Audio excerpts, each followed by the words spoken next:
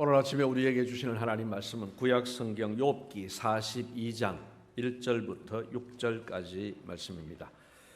구약성경 803페이지에 있는 욥기 42장 1절부터 제가 봉독해 드리겠습니다. 욥이 여호와께 대답하여 이르되 주께서는 못하실 일이 없사오며 무슨 계획이든지 못 이루실 것이 없는 줄 아오니 무지한 말로 이치를 가리는 자가 누구니이까? 나는 깨닫지도 못한 일을 말하였고 스스로 알 수도 없고 헤아리기도 어려운 일을 말하였나이다. 내가 말하겠사오니 주는 들으시고 내가 주께 묻겠사오니 주여 내게 알게 하옵소서. 내가 주께 대하여 귀로 듣기만 하였사오나 이제는 눈으로 주를 배움나이다. 그러므로 내가 스스로 거두어 드리고 티끌과 재 가운데에서 회개하나이다. 아멘. 오늘도 우리 말씀에 대한 고백을 하고 설교를 듣겠습니다. 성경을 드시고요. 성경은 하나님의 말씀입니다. 나는 성경 말씀을 믿습니다. 나는 성경 말씀에 순종하겠습니다. 아멘. 우리가 매주일마다 나는 성경 말씀에 순종하겠습니다 라고 다짐을 하고 말씀을 듣습니다. 그런데 어떻습니까? 하나님 말씀에 순종하기가 쉽습니까? 참 어렵습니다. 정말 어려운 말씀 중에 하나는요, 범사에 감사하라는 말씀입니다. 범사가 뭡니까? 모든 일에 감사하기가 쉽습니까? 쉽습니까는 질문이 안 되고요, 거의 불가능합니다. 사실은 범사에 감사하는 것은 솔직히 우리 모두가 거의 불가능하지요. 그런데 이 말씀을 주신 성령님께서 이 우리의 현실을 모르고 이 말씀을 주셨겠습니까? 아시면서도 이 말씀을 주셨어요. 데살로니가전서 5장 18절에 보면은 범사에 감사하라고 하시면서 이것이 우리를 향한 하나님의 뜻이라고 그렇게 또 확실하게 못을 박아서 말씀해 주셨습니다. 그러면 우리는 어떻게 해야 되겠습니까? 포기해야 되겠습니까? 그렇지 않습니다. 우리가 해야 될 일이 있습니다. 배워야 합니다. 여러분, 감사도 배워야 합니다. 오늘 저는 맥주감사주의를 맞이해서 우리 모두가 이 욥기를 통해서 감사를 배우기를 소원합니다. 욥기는 잘 아시는 대로 성도가 당하는 깊은 고통에 대해서 기록하고 있습니다. 무려 42장에 걸쳐서 긴 말씀들을 우리에게 가르쳐주고 있습니다. 오늘 저는 분량이 방대한 이 욥기 말씀을 감사에 초점을 맞춰서 세 가지로 요약해서 말씀드리고자 합니다. 첫째로는 납득할 수 없는 어려움을 만났을 때, 욥기는 1, 2장을 보면은 욥이 납득할 수 없는 어려움을 만났거든요. 그때 욥은 믿음에 근거한 논리로 감사했습니다. 욥이 어떤 사람인지, 그가 어떤 삶을 살았는지 제가 설명하지 않겠습니다. 그 대신 욥에 대해서 하나님이 뭐라고 말씀하시는지를 확인해 보십시다. 1장 8절 말씀입니다. 하나님께서 사탄에게 욥에 대해서 말씀을 하시는 거예요. 뭐라고 말씀합니까? 그와 같이 온전하고 정직하여 하나님을 경외하며 악에서 떠난 자는 세상에 없느니라. 야, 굉장하지 않습니까? 그러니까 상대적으로 말해서 이 세상에 욥과 같은 믿음을 가진 사람은 없다. 이게 최고다. 또 절대적으로도 하나님께서 아주 만족하실 만한, 정말 자랑하실 만한 만큼의 믿음을 가진 사람이 욥이라고 주님께서 직접 말씀하고 계십니다. 자, 그러면 이 사람이 복을 받아야 되겠습니까? 화를 당해야 되겠습니까? 복을 받아야 됩니다. 예, 지금까지 욥이 많은 복을 받았습니다. 그런데 오늘 이 말씀 앞에서 사탄이 하나님께 도전을 합니다. 하나님, 욥이 그냥 이유 없이 하나님을 경외하겠습니까? 하나님께서 욥에게 너무 많은 복을 주시니까 그가 하나님을 경외하는 것 아니겠습니까? 그에게 주었던 모든 것을 한번 빼앗아가 보십시오. 그가 반드시 하나님을 욕할 겁니다. 그렇게 이야기합니다. 하나님께서 자신이 있으셨던 것 같아요. 그러면은 네 말대로 해봐라. 다만 그의 몸에는 손을 대지 말고 그의 소유를 네 마음대로 한번 해봐라. 그래서 사탄이 제한적인 권한을 부여받고 이제 욥을 괴롭힙니다. 그래서 욥이 가지고 있던 모든 재산, 욥이 큰 부자였는데 그 모든 재산을 다 빼앗아갔습니다. 또 그날 같은 날입니다. 같은 날 욥에게 태어난 7남 3녀 10남매가 한 곳에 모여서 잔치를 하고 있었는데 그 집을 무너뜨려서 10남매가 다 죽는 고통을 당하게 됩니다. 우리는 왜 이런 일이 일어났는지를 알고 있습니다. 그러나 욥은 그 이유도 모르고 과정도 모르고 있습니다. 사탄이 개입했다는 사실도 모르고 있습니다. 여러분 이해가 되겠습니까? 자기가 경험한 이 일이 이해가 되겠습니까? 납득이 되겠습니까? 하나님을 경외하는 사람은 복을 받아야 마땅한데 왜 하나님을 경외하는 내가 이런 화를 당해야 하는가? 이해도 납득도 되지 않습니다. 그런데 이때 욥이 어떻게 했습니까? 1장 20절 말씀에 보면은 그가 엎드려 경배했다고 예배했다고 이야기합니다. 그리고 21절에 이런 이야기를 합니다. 여러분 21절을 보십시오. 그가 지금 이런 논리로 이야기합니다. 내가 알몸으로 나왔은즉 알몸으로 돌아갈 것이다. 여러분 태어날 때에 돈 가지고 오셨어요? 금부치를 가지고 오셨어요? 태어날 때 그냥 알몸으로 왔다는 거예요. 그러니 내가 알몸으로 가는 것이 당연하지 않냐. 또 지금까지 가지고 있던 모든 것들은 하나님이 내게 주신 것인데 하나님이 주셨으니 하나님이 거두어 가시는 것도 괜찮은 일 아니냐. 여러분 이 논리로 그는 납득이 되지 않지만 하나님을 신뢰하고 이 논리로 여전히 하나님을 예배하며 찬송하였다는 말씀입니다. 자, 1장에서 실패한 사탄은 2장에서 또 하나님의 허락을 받습니다. 하나님, 사람이 몸을 다치면은 또 달라집니다. 욥의 몸에 손을 대게 해주세요. 그가 하나님을 저주할 겁니다. 하나님 허락하십니다. 생명에는 손을 대지 말고 몸에도 손을 대봐라. 욥의 몸에 극심한 질병이 생깁니다. 욥으로 볼 때에는 1장의 그 큰 고통 위에 2장에서 자신의 육체의 질병이 더해진 겁니다. 이때도 욥은 믿음을 포기하지 않습니다. 하나님에 대한 믿음에 근거해서 2장 10절에 기록된 논리로 이 상황을 극복합니다. 2장 10절 말씀을 보십시오. 우리가 하나님께 복을 받았은즉 화도 받지 않겠느냐. 말이 되는 소리죠. 그런데 이런 말들은 고통당하는 사람한테 이야기해 주면 안 됩니다. 자기 자신에게 하는 말이어야 돼. 내가 복을 받았으니 화도 당하지 않겠느냐. 이렇게 이야기합니다. 적극적으로 감사하지 않았지만 때로는 불평, 원망하지 않는 것만으로도 감사가 되는 법입니다. 솔직히 말씀드려서 욥기 1, 2장에서 당한 고통을 만약에 제가 당한다면 저는 욥처럼 할 자신이 없습니다. 아마 여러분들도 비슷할 겁니다. 그러나 여러분 안심하십시오. 우리에게는 욥과 같은 이런 어려움이 오지 않습니다.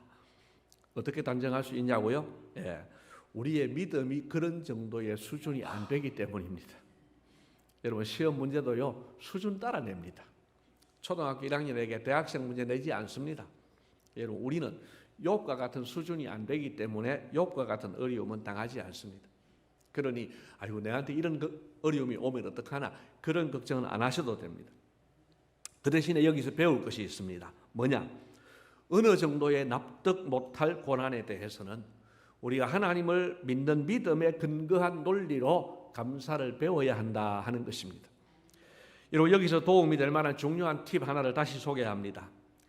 제가 지금까지도 여러 번 소개했기 때문에 제가 다시 한다고 합니다. 여러분 납득 못할 고통이 있을 때 그 고통에 대해서 묵상하지 마시고 여러분 하나님을 묵상하시기를 바랍니다. 사람의 말은 묵상할 것이 못 돼요. 멀쩡한 말도 자꾸 곱씹으면요 그게 무슨 저희가 있지 않나 자꾸 이렇게 나쁜 방향으로 됩니다. 여러분 사람의 말은 또 사람의 상황은 묵상하지 마세요. 뭘 묵상하시라고요? 하나님을 묵상하시고 하나님 말씀을 묵상하시기를 바랍니다. 제가 여러분 했던 질문을 다시 한번 드립니다. 세 가지 중요한 근본적인 질문인데요. 여러분 믿으시면 아멘으로 화답하시고 안 믿으시거나 헷갈리면 대답 안 하셔도 됩니다. 자, 세 가지입니다. 첫째, 하나님이 나를 사랑하신다고 믿습니까? 예, 하나님이 내 상황을 알고 계신다고 믿습니까? 마지막입니다. 하나님은 나를 건져내실 능력이 있으십니까? 목사님을 보고 하는 거 아닙니다. 여러분 자신, 각자 나를 입니다. 여러분 이 세 가지 질문에 아멘 하셨으면요, 이런 결론이 나옵니다. 하나님께서 알아서 해 주신다. 여러분 이 결론을 얻을 수 있습니다. 여러분 이 결론으로 감사를 배워가시기를 축복합니다. 두 번째로, 이 주보 설교 요약에는 이 두 번째 제목이 이게 문맥상 맞지 않아서, 문법적으로 맞지 않아서 수정을 합니다. 자, 이렇게 수정을 합니다. 욥은 극심한 고통 가운데서 탄원하면서 끊임없이 하나님을 찾았습니다. 자, 2장에서 욥은 입술로 범죄하지 않았습니다. 그런데 욥기 3장에서 욥은 입을 열어서 자기의 생일을 저주했습니다. 내가 태어난 그날 안 태어났으면 이런 어려움을 안 당할 텐데 괜히 태어나가지고 그때 태어나는 바람에 내가 이런 어려움을 당한다는 취지입니다. 이후로 욥과 욥의 친구들은 많은 논쟁을 벌립니다. 4장에서 37장까지 주고받은 대화를 보면 아주 혼란스럽습니다. 분명히 욥의 친구들이 뭐 문제가 있는데 또 욥도 뭘 잘하는 것 같지 않아요. 아슬아슬해요. 저래도 되는가 싶은 생각이 들 때도 있습니다. 근데 여러분 이 문제는 하나님께서 정리를 해 주셨습니다. 저 뒤에 42장에 가보면요, 하나님께서 욥의 말이 맞다, 너희들 친구들이 틀렸다 라고 분명히 교통정리를 해 주십니다. 그래서 욥기를 읽으실 때에는 이 욥의 친구들의 말은 틀렸다, 그렇게 보고 이제 이 말씀을 읽으시면 됩니다. 자, 여러분 3장에서 이 37장까지의 내용 중에 우리가 주목할 점은 이런 점들입니다. 인간은 극심한 고통 가운데서 얼마든지 흔들릴 수 있다 하는 겁니다. 심지어 욥과 같은 믿음을 가진 사람도 흔들릴 수 있다는 거예요. 그리고 흔들리는 것이 다 나쁜 것은 아니라는 것입니다. 요즘 이제 우리나라에도 지진이 좀 염려가 되는 시대가 되었죠. 그러면서 이제 건축을 함에 있어 가지고 내진 설계라는 것을 합니다. 지진에 대비해서 설계를 하는데 제가 뭐 그 기술적인 것은 다 모르고요. 중요한 원리 하나는 우리가 알고 있습니다. 그건 뭐냐 하면은 지진이 났을 때에 이 건물이 적당히 흔들릴 수 있도록 그렇게 설계를 한다는 거예요. 지진이라고 하는 큰 이 공격이 왔는데 이게 딱 버티고 서 있으면은 이게 무너지는 것밖에 안 된다는 거예요. 차라리 지진이 왔을 때 그에 따라 조금씩 흔들려 주는 것이 사는 길이라는 거예요. 피해를 줄일 수 있다는 겁니다. 여러분 믿음도 마찬가지입니다.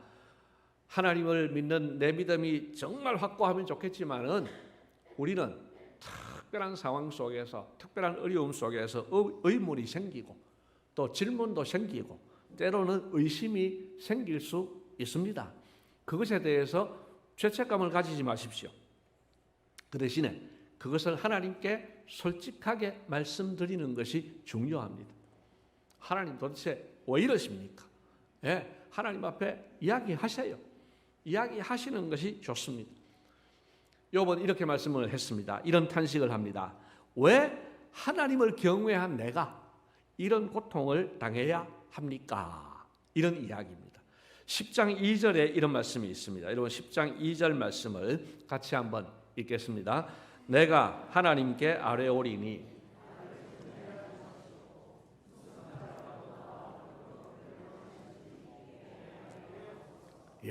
무슨 까닭으로 내가 이런 어려움을 당하는지 알게 해 주십시오 라고 말합니다.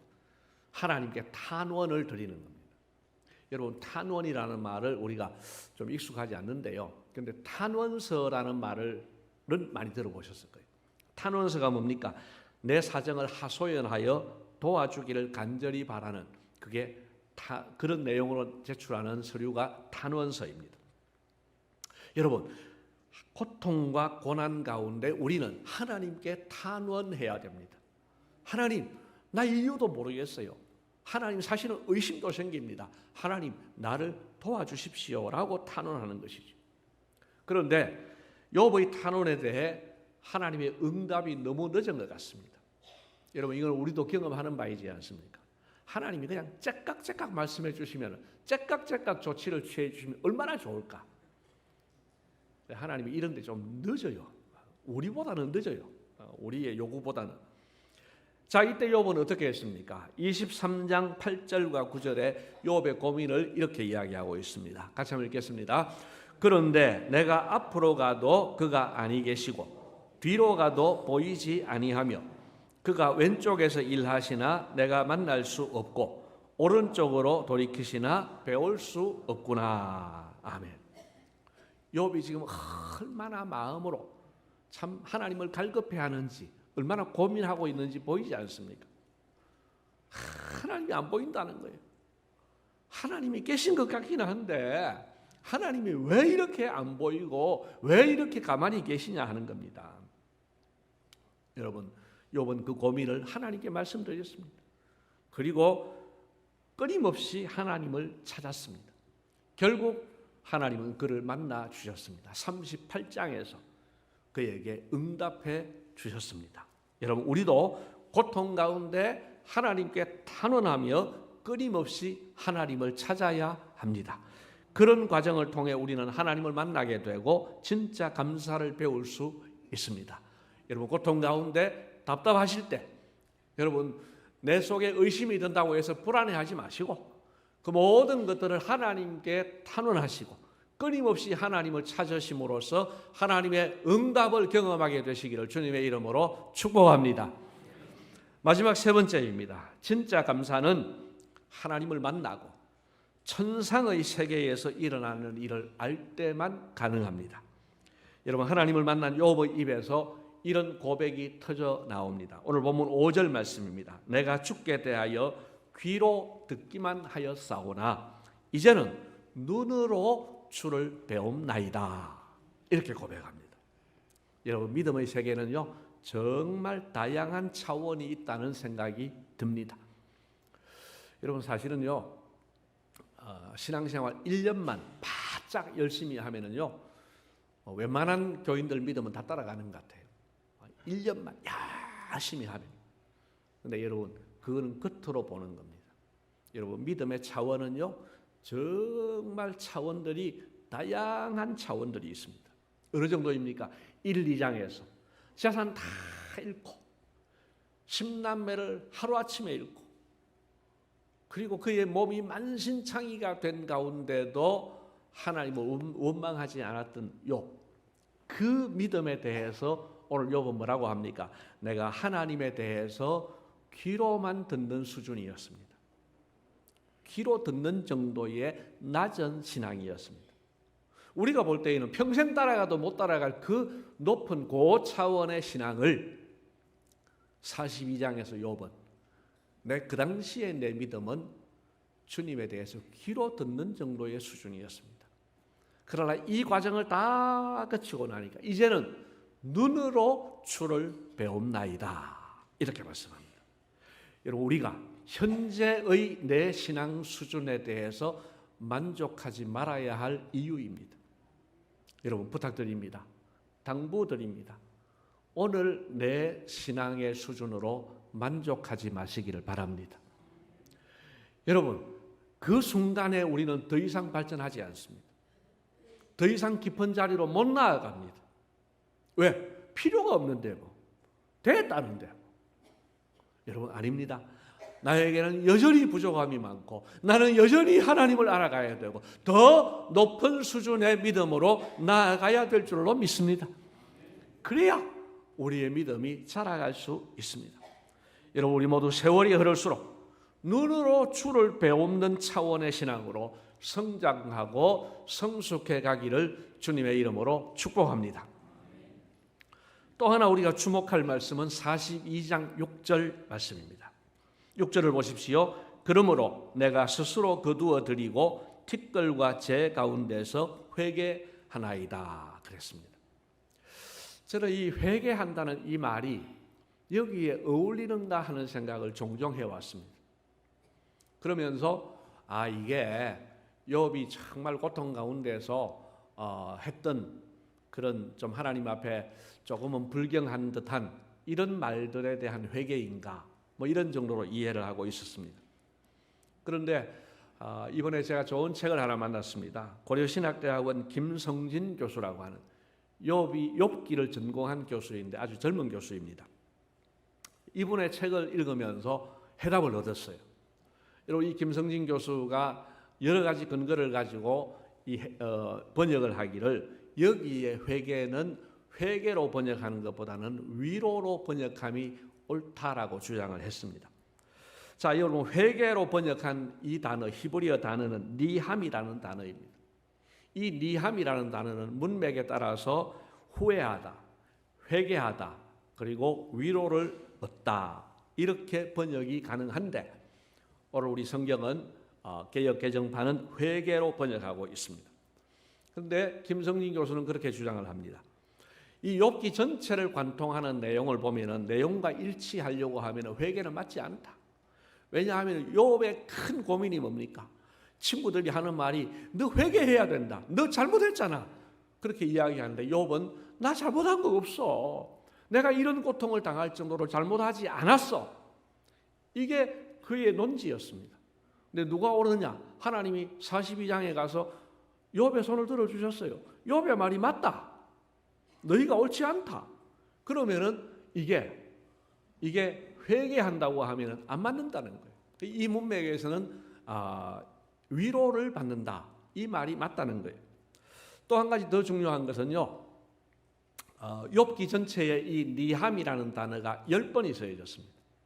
10번이 써있는데 42장 6절을 제외하고는 다 이 위로라고 번역을 합니다. 근데 유독 이 절만 지금 회개로 번역한다는 거예요.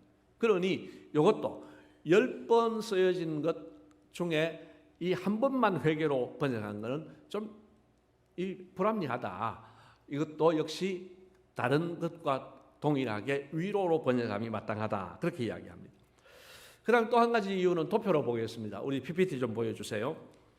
자, 여기 이제 빨간 글씨로 티끌과 재라는 말이 있는데요. 이 티끌과 재라는 말이 이 욥기 성경 가운데는 두 번만 딱 써있습니다. 그런데 한 번은 30장 19절에 하나님을 만나기 전에 욥의 상황입니다. 뭐라고 합니까? 하나님이 나를 진흙 가운데 던지셨고 나를 티끌과 재 같게 하셨구나 탄식하고 있습니다. 그리고 38장에서 41장 사이에서 하나님을 만납니다. 만나고 나서 42장에 이렇게 고백합니다. 이건 이제 김성진 교수의 번역입니다. 그러므로 내가 했던 관로 모든 말과 생각을 포기합니다. 그리고 관로 비록 그리고 티끌과 재 가운데 있지만 나는 위로를 얻습니다. 훨씬 더 문맥으로도 맞고 이 30장과 42장의 이 대조적인 말도 맞는 것 같습니다. 저도 부족하지만은 이에 동의를 합니다. 이제 이 숙제가 풀렸구나 하는 생각이 듭니다. 여러분, 하나님은요 욥을 만나 주셨고 욥을 충분하게 위로해 주셨습니다. 그래서 욥은 결론적으로 하나님 앞에 큰 감사를 배우고 그런 감사의 삶을 살 수 있었습니다. 이제 오늘 결론적으로 진짜 감사가 어떻게 가능한지 마지막으로 정리를 해 보려고 합니다. 5가지 정리를 하는데요. 이 설교를 마쳐야 될 시간에 5가지나 이런 생각하지 마십시오. 그냥 시간대로 마칩니다. 걱정하지 마시고 5가지를 한번 보시죠. 첫째는 여러분, 하나님은 여전히 살아계시고 온 세상을 주관하신다는 사실을 굳게 믿음으로써 진짜 감사가 가능합니다. 여러분, 하나님은 여전히 살아계십니다. 하나님은요 여전히 공의로 세상을 다스리시고 우리의 형편을 다 알고 계십니다. 그 하나님께서 우리의 아버지로서, 좋으신 아버지로서 우리를 완벽하게 보호하시고 진정한 위로 주실 것을 믿으시기를 바랍니다. 이것을 믿는 자는 진짜 감사가 가능한 겁니다. 자, 둘째로 사탄은 하나님께서 허용하시는 한도 내에서만 우리를 공격한다는 사실을 믿음으로써 가능합니다. 여러분, 사탄이 우리를 공격해요. 사탄에 대해서 조심하실 것은요, 두 가지 극단을 조심해야 돼요. 하나는 사탄을 너무 얕보거나 또는 사탄이 없어 하는 것은요, 아주 위험한 생각입니다. 그러다가 당합니다. 또 하나 극단을 피해야 될 것은 사탄을 너무 무서워하는 거예요. 여러분, 사탄 너무 무서워하지 마세요. 사탄은 하나님의 허용 한도 내에서만 우리를 공격합니다. 얼마나 안심입니까? 여러분, 사탄이 아무리 날뛰어도 하나님이 정해주신 한도 내에서만 가능합니다.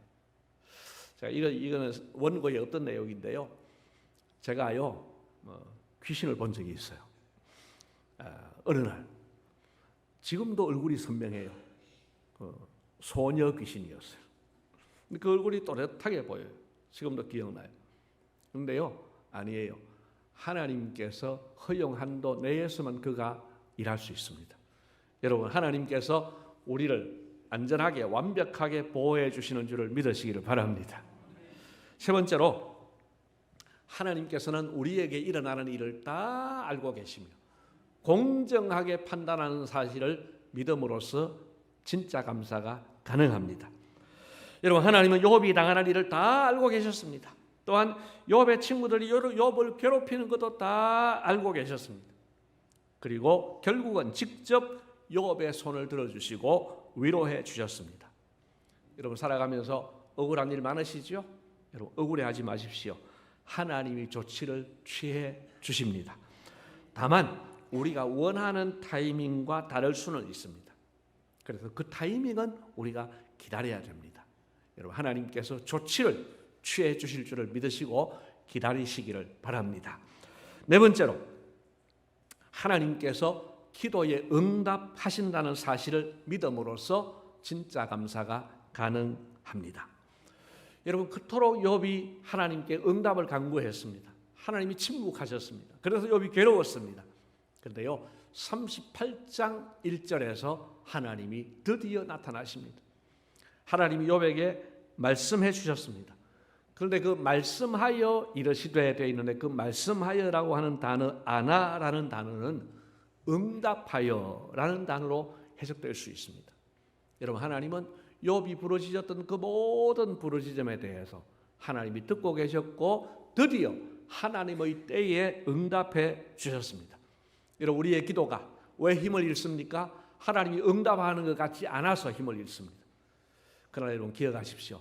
하나님 때가 되면은 다 응답해 주실 줄을 믿으시기를 바랍니다. 여러분, 이 사실을 믿을 때에 우리는 진짜 감사할 수 있고 기도할 수 있습니다. 마지막 다섯 번째, 먼저 세상을 떠난 자녀들은 없어진 것이 아니라 천국에 갔다는 사실을 믿음으로써 가능합니다. 여러분, 42장에 보면은요, 욥이 이 일 끝에 하나님께서 갑절의 복을 주셨어요. 짐승들도 정확하게 2배를 주셨습니다. 근데 자녀는 2배로 안 주셨어요. 7남 3녀 10남매가 있었는데 다시 14남 6녀를 주신 것이 아니고 7남 3녀를 주셨습니다. 왜 그렇습니까? 여러분, 천국에 간 7남 3녀가 있고 이 땅에 다시 태어난 7남 3녀가 있기 때문에 여러분, 7남 3녀를 주신 것이 결국은 14남 6녀가 되는 겁니다. 여러분, 이 땅을 떠난 하나님의 사람들은 죽은 것은 맞지만 없어진 것은 아니고 천국에서 영생을 누리고 있는 줄을 믿으시기를 바랍니다. 어떤 사람들은 죽은 사람만 억울하다 하는데요, 아닙니다. 주 안에서 죽은 사람은 저 세상에서 더 큰 복을 누리는 줄을 믿으시기를 바랍니다. 우리의 죽음도 마찬가지입니다. 목사님, 죽음이 안 두려우세요? 하면 저도 죽음이 두려워요. 그러나 그 죽음에 대한 두려움은 한 번도 안 가본 길이고 죽음으로 가는 과정이 두려울 뿐입니다. 여러분, 죽음이 우리 앞에 왔을 때에 그 죽음은 우리를 천국으로 인도하신다는 사실을 믿으시기를 바랍니다. 그럴 때에 우리는 진짜 감사가 가능한 것입니다. 이것이 예수 믿는 사람이 누리는 큰 복입니다. 주님께서 사랑하시는 성도 여러분, 우리는 다행스럽게도 욥기를 통해서 이미 하나님을 만났습니다. 천상의 세계에서 일어나는 일도 이미 알게 되었습니다. 이것은 신약교회 성도들이 누리는 특권입니다. 구약시대 성도들은 누리지 못했으나 우리는 누리고 있습니다. 우리 모두 일마다 때마다 감사를 배워서 범사에 감사하시기를 주님의 이름으로 축복합니다. 고맙습니다, 주님. 오늘 맥주감사주의를 맞이하여서 극심한 고통을 당했던 욥의 감사를 배웠습니다. 하나님, 우리 모두가 감사를 배워가게 하시고 그래서 범사에 감사하는 우리 모두가 되게 하여 주시옵소서. 감사하옵고 예수님 이름으로 기도드리옵나이다. 아멘.